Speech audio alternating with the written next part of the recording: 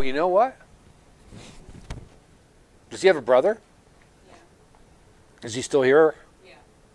And is Eddie gone? Yeah. Because he's calling it two brothers. Yeah, him and the other one. Yeah, he's saying there's two of us. All right, well, let me finish my spiel. I'm Stephen Albert. I'm from the Rochester area. That's my manager, Kim. If you have any questions on stuff, see her. Don't come to me with stuff. I don't do details. I just do this. If you ask me stuff, I'll just look at you and smile. And you know what I'll be thinking? Fuck you. Excuse me, I'm sorry. I swear a little bit. She calls me the Ron White of mediums. I don't know if you've ever heard of Ron White. Yes. Well, I'm kind of like Ron White. If I offend you, don't see me again. Some things about my readings help you understand or a little bit about my background. I wasn't born with my abilities. I died in 1995 for 3.5 minutes on a skydive. I'm a skydiving instructor. I have 4,000 jumps. Me and a buddy went on this jump. He made a mistake. I ended up impacting the ground head first about 40 miles an hour.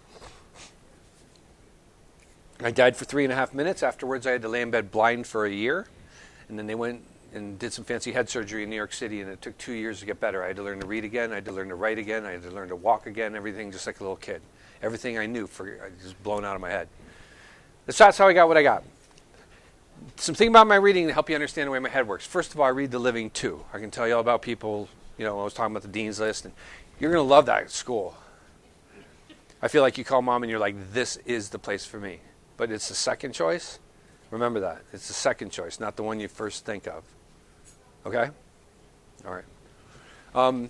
So I read the living too. I don't see time, so think as far back as you can. I had a lady recently at one of my shows, about your young age.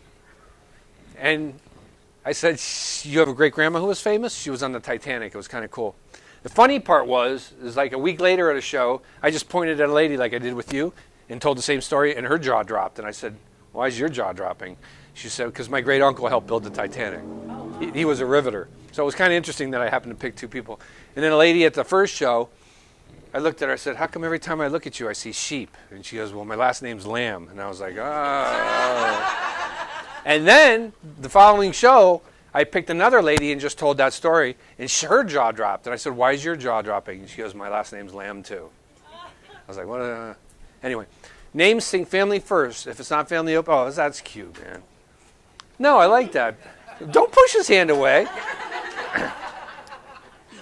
When I see senior people still showing affection like that, I think that's awesome, man. Especially when they're our age, right? Yes.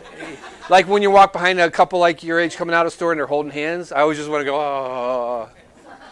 But I'm a romantic, so anyway. Common thread. What that means is I'm reading multiple people at the same time with the same subject. Let's say there's 3 nurses here, and one thing I say applies to each one of them. It just means I'm reading all 3 at the same time. If you're part of the common thread, speak up.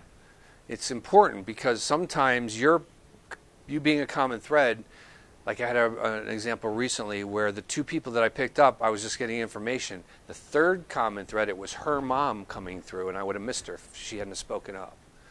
Now, it doesn't mean I'm always going to talk to you. I had a lady come up to me at a break, and she goes, I was a common thread twice, and you never talked to me. And I'm like, well, you might say you're a common thread, but if I don't feel like it's you, I'm going to ignore you. And I don't mean to offend anyone. It's just, and if I push you hard, I had a lady yesterday at my place, because I do private readings when I'm not doing events.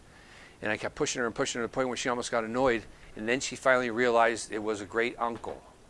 And it was very, very important because she had tried so hard and she had forgotten to get to his funeral and couldn't make it. And if I didn't push her and push her and push, he was trying to thank her. Anyway, and finally it clicked. And so if I get in your face, I had a lady, when she looked at me, she goes, oh, back off. And I was like, I apologize, I'm just trying to get the person get their moment. All right? You have,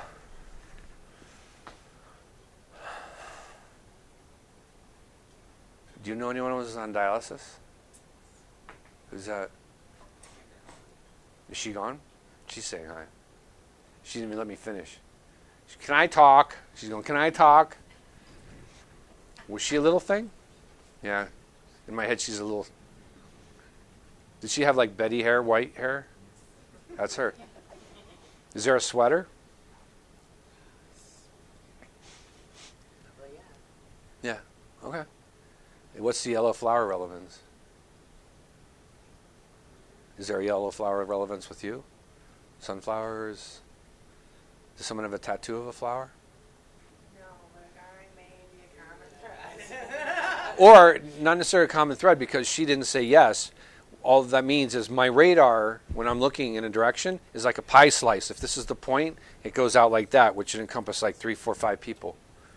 What's the yellow flower? I saw you before, and you kept saying yellow flower, yellow flower. Okay. And I'm like, Did you figure it out? I went home, and on my armoire there was one single yellow rose, and you said yellow rose that I pulled out from my dad's arrangement from his funeral. So he's bringing it up again. Okay. I have the yellow rose with I'm done. See you.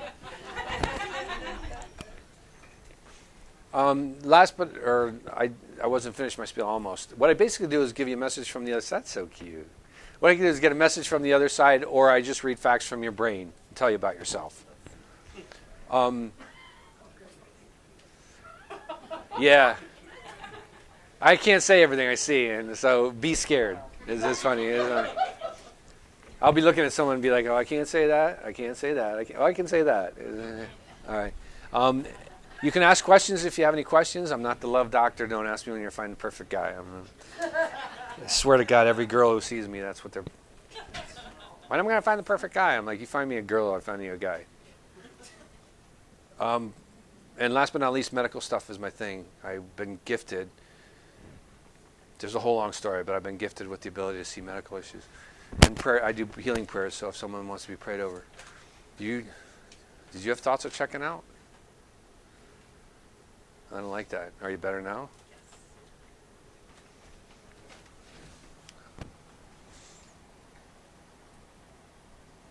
All right. Well, I'm hearing she's good now. Hold on. You thought about it recently. Was that a fleeting thought? You didn't consider it? Okay. Yes, since then, you've learned a lesson in your head. You didn't. It's going to sound celestial, but you had an angel help you. I stepped in. I'm not going to tell you who I am, but I stepped in because you were going to do it. And I changed your mind just enough to make you believe that you rather stay. I know I could just say this because you're sitting here, but on my father's grave, I don't make anything up. But in my head, and I hearing an angel, and I don't mix angels up with loved ones. You know, unless I hear I was acting like your angel in a certain incident, I'm hearing I was an angel or I'm an angel. So maybe. I don't think any angels stick around a human being. People are like, well, I have a guardian angel. And I'm like, really? Okay. And what makes you so special that you have an angel assigned to you? Do you think we all do? I don't think we all do. As a medium, I don't believe it. I think they pop in to help, but I think they got bigger fish to fry than sit with us all day long.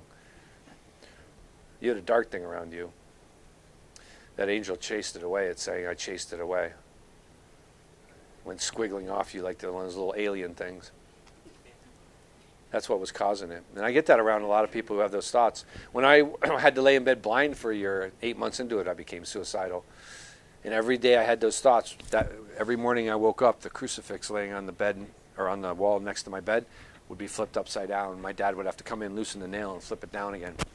And then when I stopped thinking that, when I eventually started to get a little better, it never happened again.